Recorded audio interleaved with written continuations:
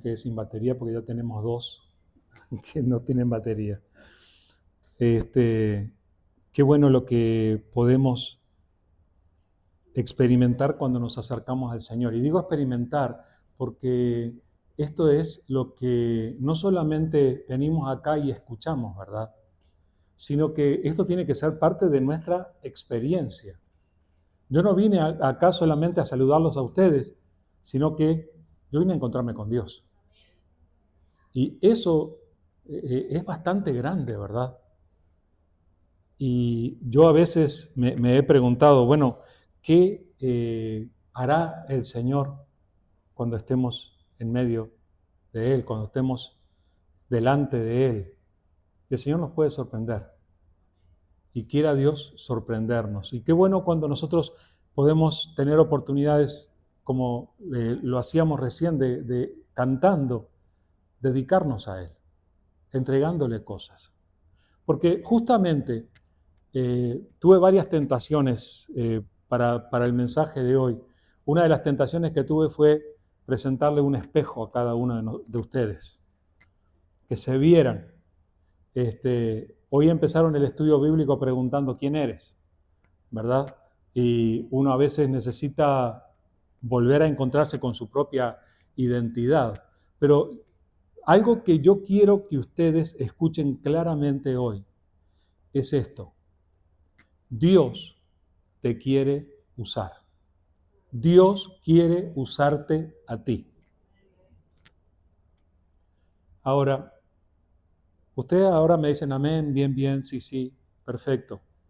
La mayoría de las veces cuando yo trato de hacer esto, ustedes dan un paso atrás y lo dejan al hermano Everardo adelante. Ahora, imaginen por un momento que por alguna razón estamos todos aquí y no está Everardo, y no está la esposa del pastor, y no está el pastor. ¿Ustedes qué hacen? Agarramos nuestras Biblias y nos vamos para casa. ¿Es así? No tendría que ser, ¿verdad? ¿Qué tal si el Señor te quisiera usar a ti? Y no estoy refiriéndome solamente al asunto de las actividades de la iglesia. No me estoy refiriendo solamente a pararse aquí delante y hablar a los demás. Hay ocasiones en las que Dios quiere usarte justamente por allí por donde tú has pasado. Y generalmente nuestra respuesta cuando Dios nos dice, quiero usarte, nuestra respuesta es, ¿quién? ¿Yo? Ahí lo tienen al pastor. ¿Cuántas veces me han mandado a mí? Viene el Señor y me dice, dicen que te use a ti. No, el Señor te quiere usar a ti. Porque además eres único, única. Hay cosas que yo no puedo hacer y que tú sí las puedes hacer. Hay cosas en las que Dios te quiere usar directamente a ti. Ahora, ¿cuál es el concepto que tenemos de las personas que Dios usa? Cuando miramos a la Biblia vemos toda una multitud de personas que fueron utilizadas por Dios para hacer cosas tremendas y nos quedamos maravillados y nos alegramos de ver esos testimonios que son tremendos y decimos, wow, cómo Dios lo pudo usar a Elías, cómo Dios pudo usar a Moisés, qué tremendo cómo Dios usó a este al otro. Ahora, ¿se dan cuenta cuál es el concepto que transmitimos al pensar en ellos? Nosotros pensamos que ellos eran personas con un nivel de espiritualidad mucho más alto que el nuestro. Es decir, consideramos que nuestro nivel espiritual anda bajito. A veces anda bajito porque no te has preocupado por crecer. Disculpen el regaño, pero lo necesitamos. Y hay veces que nosotros llegamos a pensar que Dios usa a otros nada más, pero a mí no. Quiero que entiendas, Dios te trajo aquí hoy para decirte que Él te quiere usar, que Él quiere usarte a ti. Y para empezar, quiero decirte esta verdad que me encantaría que quedara grabada en tu corazón. Dios no usa a personas que nunca se equivocan. Dios levanta a los que reconocen sus errores. Dios no usa a personas que nunca se equivocan. Dios levanta a los que reconocen sus errores. El concepto que a veces nosotros tenemos es que Dios llama para hacer grandes cosas a aquellos que nunca se equivocan. Durante cierta época de la historia de la humanidad, hubieron pintores que pintaban a los héroes bíblicos, a los santos, los ponían con una carita así, se ven tan bien, tan santos. Eso refleja el concepto de que Dios usa a gente que no comete errores. Pues no. También Elías, también Moisés, también tantos otros fueron personas como tú. Y Dios los levantó, no porque fueran perfectos, sino porque estuvieron dispuestos a reconocer sus equivocaciones. Porque vamos a decir la verdad, tú y yo nos hemos equivocado, ¿verdad? Tú y yo hemos dicho cosas que no tendríamos que haber dicho. ¿O soy el único que a veces se le escapan? Tú y yo hemos hecho cosas que mejor no las hubiéramos hecho, ¿verdad? Que no le han hecho bien a otros. Bueno, ¿quiere decir eso que Dios no te va a usar a ti? Pues no. Tenemos que empezar por reconocer nuestros errores. Dios no usa a personas que nunca se equivocan. Él levanta a los que reconocen sus errores. Y quiero empezar con este versículo. Me encantaría que todos lo pudiéramos memorizar, pero yo les digo la cita y ustedes van a decir, ¿qué? Proverbios 28:13. Espere, no lo busque. Quiero que lo memorice. Escúchelo primero. Lo van a tener en la pantalla ahí. Dice Proverbios 28:13. El que encubre sus pecados no prosperará, mas el que los confiesa y se aparta alcanzará misericordia. A ver si entendemos lo que está diciendo. El que encubre sus pecados no prosperará, mas el que los confiesa y se aparta alcanzará misericordia. ¡Wow! ¿Ya se lo aprendieron? Está ahí en la pantalla. ¿Se animan a repetirlo conmigo? Vamos. El que encubre sus pecados no prosperará, mas el que los confiesa y se aparta alcanzará misericordia. Proverbios 28:13. Acostúmbrense a decirlo con la cita porque después se van a acordar. Yo sé que en la Biblia dice tal cosa, pero ¿dónde era? Entonces, si lo dicen con la cita, si se lo memorizan con la cita, les va a hacer bien. Pero fíjense lo que dice este versículo. Este versículo contiene una tendencia que tenemos nosotros. ¿Qué hacemos nosotros acerca de aquellas cosas que nos avergüenzan? Las escondemos, pues. Nosotros no andamos pronunciando a los cuatro vientos todas las cosas que nosotros hacemos mal. Es más, tratamos de que todo el mundo se entere de las que hacemos bien. Ahora, este versículo nos llama la atención para que evitemos ese error de encubrir nuestros pecados. Lo hemos dicho tantas veces. Una de las primeras cosas que aprendemos como seres humanos, siendo pequeños, fue Él. Cuando nos preguntan, ¿quién hizo esto? ¿Quién tiró? ¿Quién rompió esto? Y especialmente esto lo aprendemos cuando tenemos hermanos. Siempre fue el hermano. Siempre fue Él. ¿Saben cómo se llama eso en términos bíblicos? Encubrir los pecados. Y es un asunto que no solamente llevamos cuando somos pequeños, sino que es algo que volvemos a repetir una y otra y otra y otra vez a lo largo de la vida, no importa cuántos años tengamos. Pero acá dice que las personas que encubren sus pecados no terminan bien, no les salen bien las cosas, no van a prosperar. Pero el que los confiesa y se aparta va a alcanzar misericordia. ¿Tú de qué lado quieres estar? Mira, no te estoy diciendo, no estoy poniendo mañana un cuartito acá al que vamos a llamar confesionario y que vengan ustedes a contarme todas sus cosas. No, please. Pero tenemos que establecer la disciplina de acercarnos a Dios. Porque Dios quiere alcanzarnos con su misericordia y Dios quiere usarnos. Quiere que nosotros seamos parte de lo que Él quiere hacer. Ustedes en la Biblia van a encontrar una y otra vez que dice que Dios va a hacer tal cosa y entonces llama a uno de nosotros. Oye, tú ven aquí. Te voy a enviar ¿para qué? Pero es lo que Dios hace. Sin embargo, Él lo hace usando a personas como nosotros.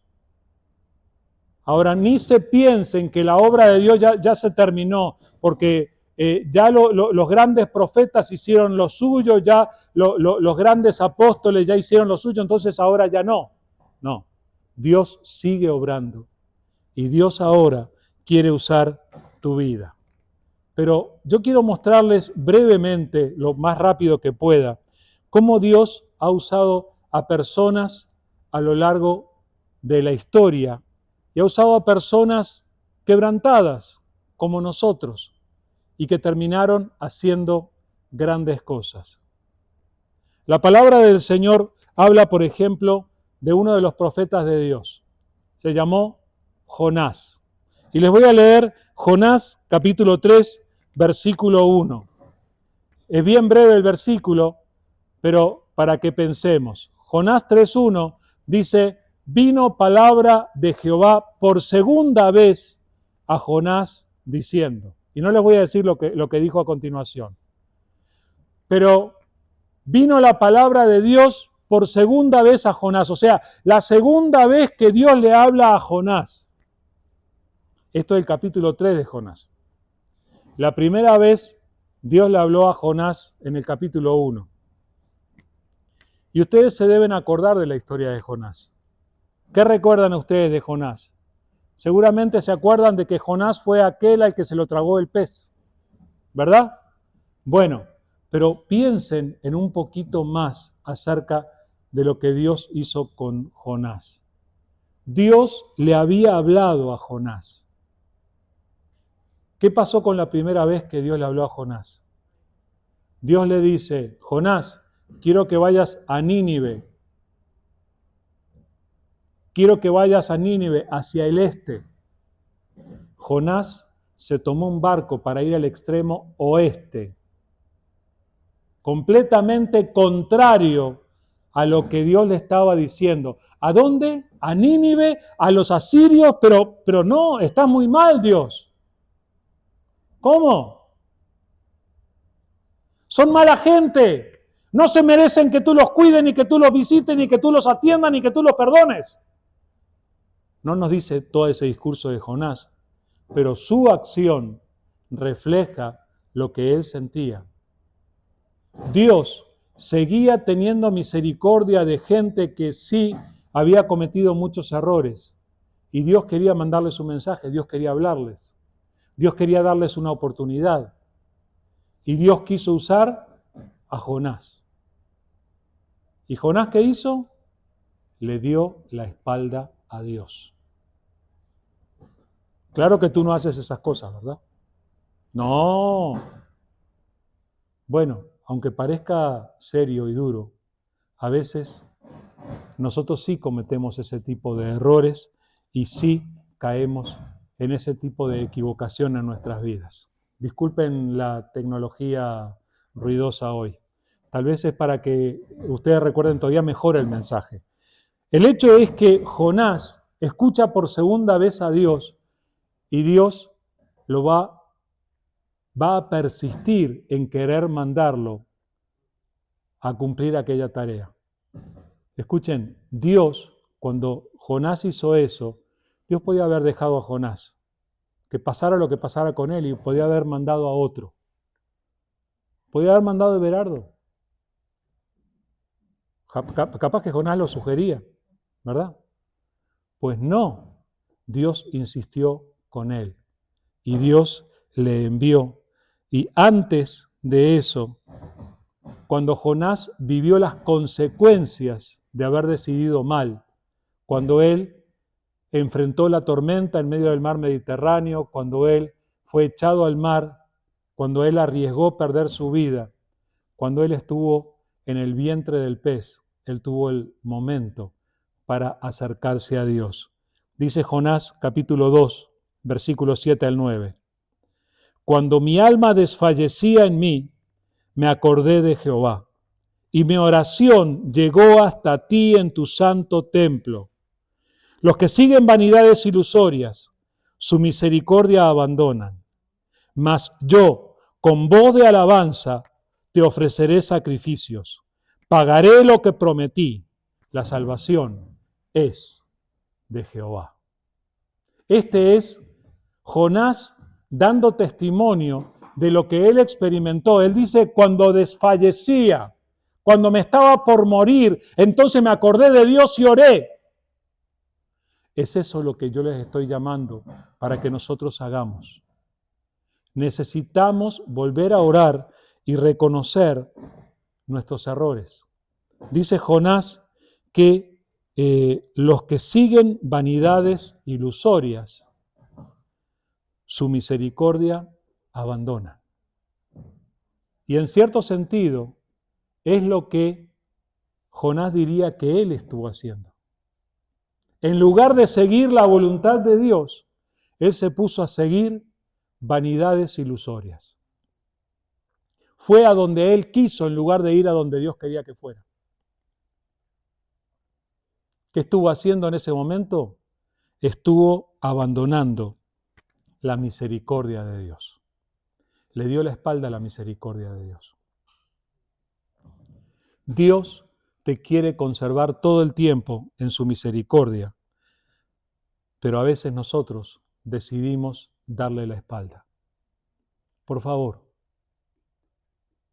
deja que Dios te hable, y cuando Dios te hable, obedece. Y cuando no hayas obedecido, ven y reconcíliate con Dios. Porque muchas veces nosotros también sufrimos las consecuencias de nuestras malas decisiones por darle la espalda a Dios. Y Dios a veces las permite para que nosotros reaccionemos. ¿Vieron cómo corremos a acercarnos a Dios mucho más cuando estamos en problemas que cuando todo está bien? Entonces necesitamos, como Jonás. Dios terminó usando a Jonás para la salvación de gente. Fue a Nínive. En Nínive predicó un miserable mensaje de 4 palabras. Caminó la ciudad a desgano, diciendo 4 palabras. Sus palabras fueron: 40 días Nínive destruida. Eso fue lo que dijo. Está escrito en la palabra. 40 días Nínive destruida. Recorrió la ciudad así. Ni siquiera les dijo, vuélvanse a Dios, arrepiéntanse, nada. Pero cuando la gente escuchó eso, se arrepintió, se volvió a Dios, le pidió perdón y le exaltó. Fue tremendo lo que Dios hizo usando la vida de este predicador desganado. No, ya sé que ustedes lo contratarían a Jonás porque predica más corto, ¿ok? Pero bueno, el hecho es que Dios a este predicador rebelde lo usó de gran manera. Si Dios lo usó a Jonás, ¿sabes a quién puede usar Dios? A ti. De la misma manera. Jonás no fue el único que fue usado por Dios habiendo cometido errores. Les voy a leer Colosenses capítulo 4, versículos 10 y 11 para presentarles el siguiente personaje. Dice Colosenses 4, 10 y 11. Aristarco, mi compañero de prisiones, os saluda, y Marcos, el sobrino de Bernabé, acerca del cual habéis recibido mandamientos, que si fuere a vosotros, recibidle. Y Jesús, llamado Justo, que son los únicos de la circuncisión que me ayudan en el reino de Dios y han sido para mí un consuelo.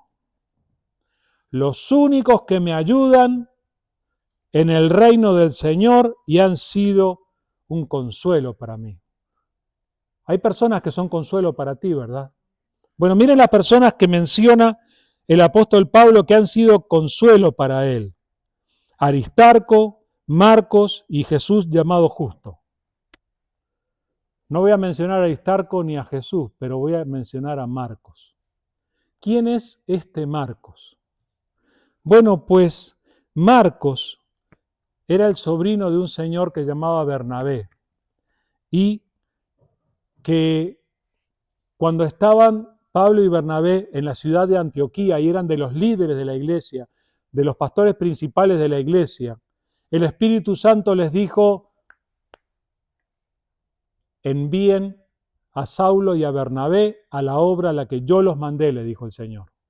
Y ellos decidieron salir a las misiones y fue así que empezó esto de las misiones. Salieron de allí para predicar el Evangelio de Jesús a diferentes lugares. Iban a viajar y iban a predicar el Evangelio en diferentes ciudades. Entonces, cuando fueron a salir, Bernabé dijo: sobrino, ven conmigo, vámonos. Era un muchacho joven y le pidieron que los acompañara, que fuera con ellos.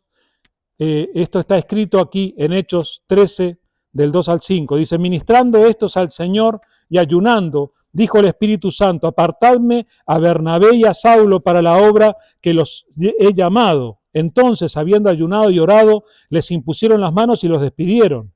Ellos entonces, enviados por el Espíritu Santo, descendieron a Seleucia y de allí navegaron a Chipre y llegados a Salamina, anunciaban la palabra de Dios en las sinagogas de los judíos. Tenían también a Juan de ayudante, se llamaba Juan Marcos. Lo tenían de ayudante, había ido con ellos. Bueno, pues ¿saben qué pasó? Un poquito más adelante, Hechos 13, dice: habiendo zarpado de Pafos, Pablo y sus compañeros arribaron a Perge de Panfilia, pero Juan, apartándose de ellos, volvió a Jerusalén. Así que Juan no quiso ir. Fue un poquito. No, pero hay que conocer gente diferente. No, pero hablan otro idioma. No, pero tienen otras costumbres. Comen comida que a mí no me gusta. ¿Quién sabe qué fue lo que pasó con Juan? El hecho es que había empezado el viaje misionero y Juan se volvió. Juan Marcos volvió.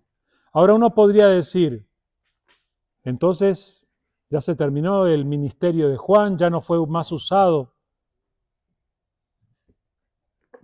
En la Biblia que ustedes tienen, uno de los evangelios, ¿saben por quién fue escrito? Por Juan Marcos. Tenemos el evangelio de Marcos escrito por él.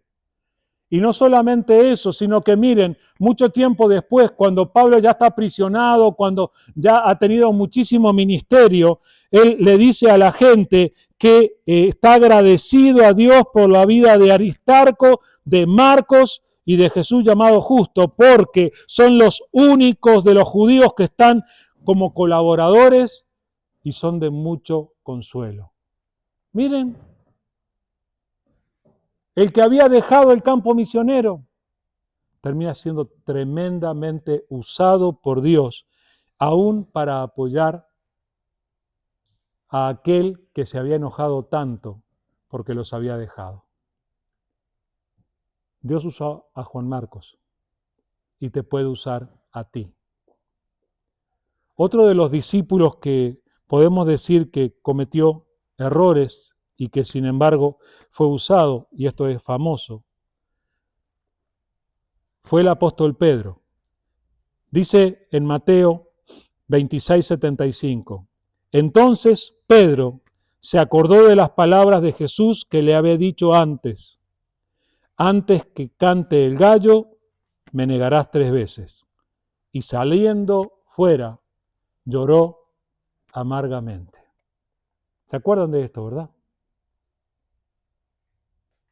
Simón había sido uno de los primeros discípulos de Jesús y le había acompañado durante todo su ministerio, y Simón tenía la característica de algunos hermanos de la congregación que cuando hacen una pregunta responden enseguida. Bueno, ese era Simón. Y no solamente eso, sino que en determinado momento hasta el Señor Jesús le dijo: el Padre te reveló lo que acabas de decir, cuando él dijo que Jesús era el Cristo, el Hijo del Dios viviente. Tremendo lo de Simón. Sin embargo, llega el momento de que Jesús va a ser arrestado para luego ser crucificado, y Jesús les anuncia: señores, esta noche a mí me van a arrestar y todos ustedes van a salir corriendo. Y entonces, ¿quién habla? Simón. Y le dice: estos saldrán corriendo, yo me quedo contigo y yo voy a pelear, yo voy a ir a la muerte contigo. ¿Se acuerdan lo que le dijo Jesús? ¿Sabes, Simón? Antes que el gallo cante, 3 veces me vas a negar, no una, 3. Y Simón dijo: no, aún si tengo que morir. Muy bien, llegó la noche. Arrestaron a Jesús. Simón Pedro fue tremendamente valiente, fue de los pocos discípulos que se metió en el patio de la casa del sumo sacerdote y estuvo cerca de donde le estaban haciendo preguntas a Jesús. Pero en cuanto alguien lo identificó: tú estabas con él. ¿Quién? ¿Yo? No, ¿cómo? ¿Cómo se les ocurre?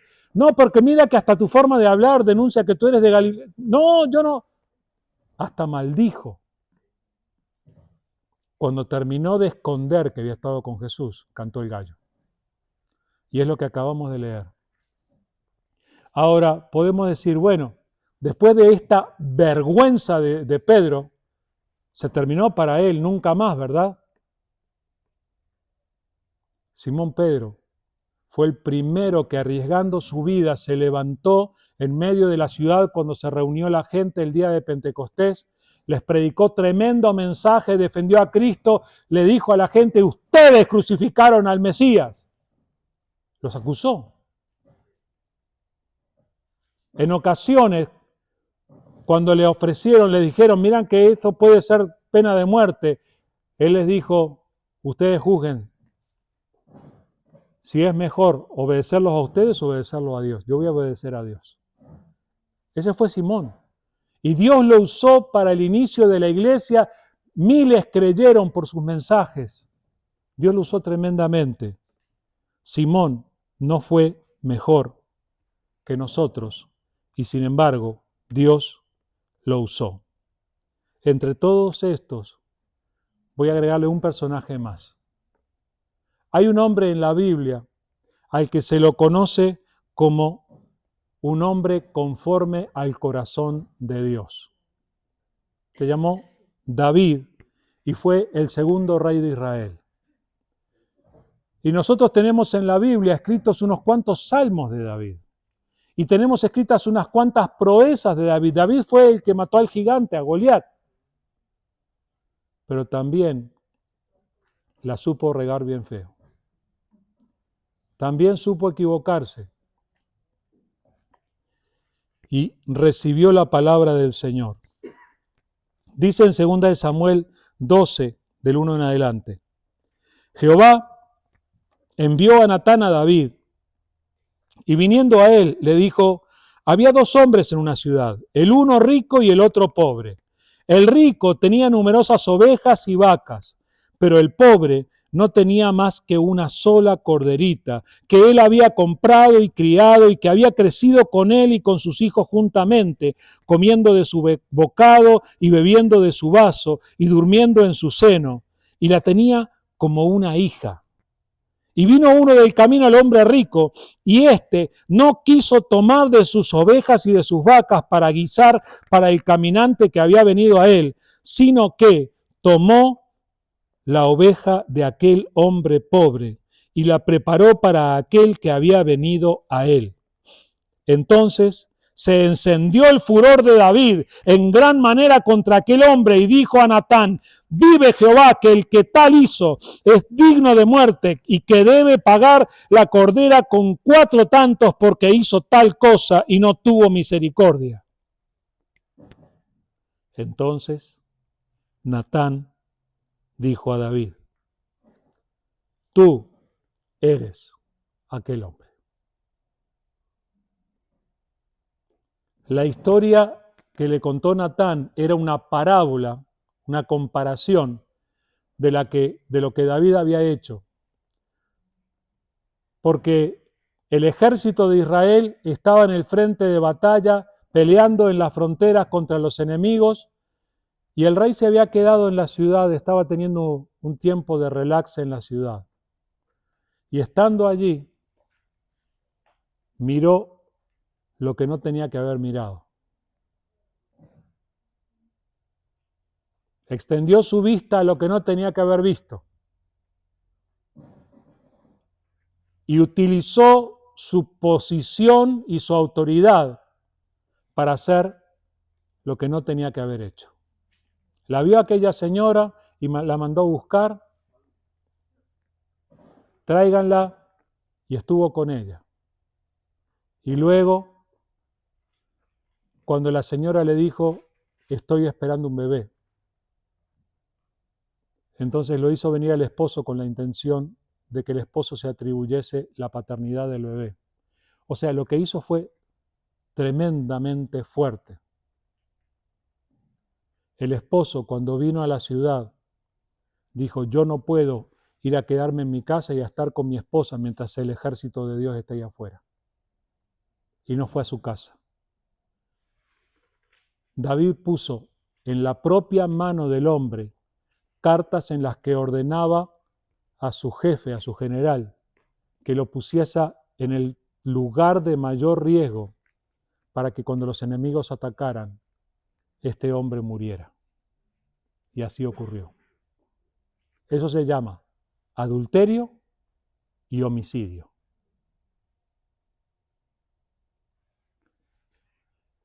Hombre conforme al corazón de Dios. Ahora, ¿será que Dios pasa por alto esto? Dios pasa por alto esto de la misma manera que lo hace con nosotros. David no tenía la historia completa, pero él supo. Dios pasa por alto esto porque Cristo Jesús fue el que en aquella cruz murió derramando su sangre, pagando el castigo por nuestros pecados, incluyendo los pecados de David, incluyendo los pecados de Marcos, incluyendo los pecados de Pedro, incluyendo los pecados de Jonás, incluyendo tus pecados y los míos. Dios levanta a personas como tú y yo para limpiarnos y perdonarnos. Dice en 1 Juan 1, 8 al 10, si decimos que no tenemos pecado, nos engañamos a nosotros mismos y la verdad no está en nosotros. Si confesamos nuestros pecados, Él es fiel y justo para perdonar nuestros pecados y limpiarnos de toda maldad. Si decimos que no hemos pecado, le hacemos a Él mentiroso y su palabra no está en nosotros. Esta palabra es un llamado para que cada uno de nosotros vaya delante de Dios y le hable de esos aspectos vergonzosos de nuestra vida. Necesitamos decir: Señor, mentí. Señor, tuve envidia. Señor, codicié. Y podemos seguir con la lista. Tenemos que hablarlo con Él. Tenemos que confesar a Él. Es por eso que yo quiero terminar este tiempo de reflexión leyendo con ustedes la oración de David. Cuando David recibió la visita del profeta Natán, se fue el profeta y él se quedó hablando con Dios. Quiero invitarlos a participar de esta oración. Es la oración de David, pero yo quiero que sea la mía también. Y me encantaría que también fuera la tuya. Lo que voy a leer es el Salmo 51, para que sea nuestra oración. El Salmo 51 empieza con la leyenda que dice al músico principal, Salmo de David, cuando después que se llegó a Betsabé, vino a él Natán el profeta. Después que vino el profeta, David oró de esta manera a Dios. Por favor, mientras yo lo leo en voz alta, tal vez tú ahí con una vocecita chiquita, o tal vez en tu corazón, ¿podrías decirle esto a Dios? Recuerda, el que encubre sus pecados no prosperará, pero el que los confiesa y se aparta alcanzará misericordia. Entonces, vamos a decirle esto a Dios. Allí donde estás, trata de decirle esto a Dios. Ten piedad de mí, oh Dios, conforme a tu misericordia. Conforme a la multitud de tus piedades, borra mis rebeliones. Lávame más y más de mi maldad y límpiame de mi pecado, porque yo reconozco mis rebeliones y mi pecado está siempre delante de mí. Contra ti solo he pecado y he hecho lo malo delante de tus ojos, para que seas reconocido justo en tu palabra y tenido por puro en tu juicio. He aquí, en maldad he sido formado y en pecado me concibió mi madre. He aquí, tú amas la verdad en lo íntimo y en lo secreto me has hecho comprender sabiduría. Purifícame con hisopo y seré limpio. Lávame y seré más blanco que la nieve. Hazme oír gozo y alegría, y se recrearán los huesos que has abatido. Esconde tu rostro de mis pecados, y borra todas mis maldades.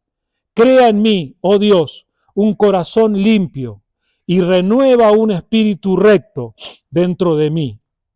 No me eches de delante de ti, y no quites de mí tu Santo Espíritu. Vuélveme el gozo de tu salvación, y espíritu noble me sustente. Entonces enseñaré a los transgresores tus caminos, y los pecadores se convertirán a ti.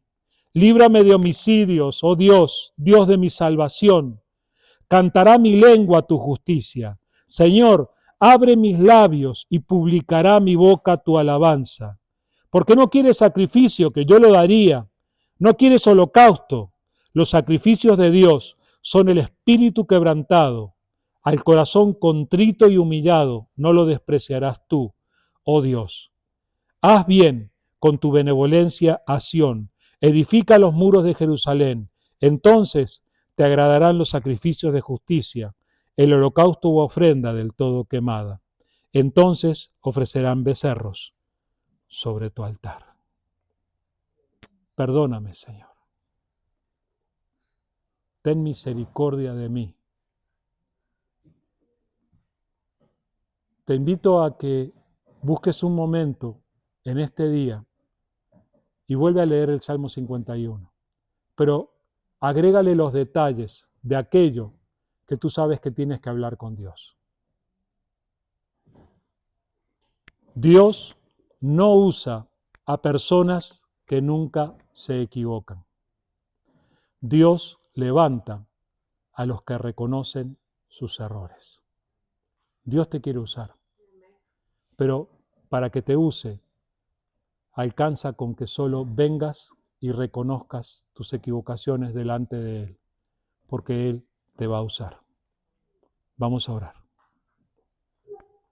Amado Dios, te damos gracias por este momento en el que podemos venir delante de ti, y gracias, Padre amado, porque cuando cometemos nosotros los errores, tú no nos dejas abandonados o tú no nos descartas como tantas veces mereceríamos, sino que tú eliges perdonarnos cuando venimos a ti. Señor, no queremos dar por sentado tu perdón. Ayúdanos a no esperar solamente que nos perdones porque sí, sino que ayúdanos a buscar tu perdón, reconociendo nuestros pecados y confesándolos delante de ti. Señor, queremos salir de este lugar limpio, Señor. no por nuestros méritos, sino porque nuestro Salvador pagó con su sangre por nosotros. Señor, ayúdanos, necesitamos de ti. Vuelve a hablar a nuestro corazón, Señor. Acércanos a ti, te necesitamos, Señor. Y Señor, hoy escuchamos que tú nos quieres usar, que tú quieres que seamos parte de la obra que tú quieres hacer. Por favor, vuelve a obrar en nosotros hoy. Necesitamos de ti, Señor. Perdona nuestros pecados, límpianos de todas nuestras rebeliones y, Señor, ayúdanos a caminar contigo y a servirte como tú mereces ser servido. Gracias, Padre, por tu palabra hoy. Señor, ayúdanos a también ayudar a otros a acercarse a ti y a pedirte perdón. Gracias, Padre, por amarnos como tú nos amas. En el nombre de Jesús. Amén, Señor.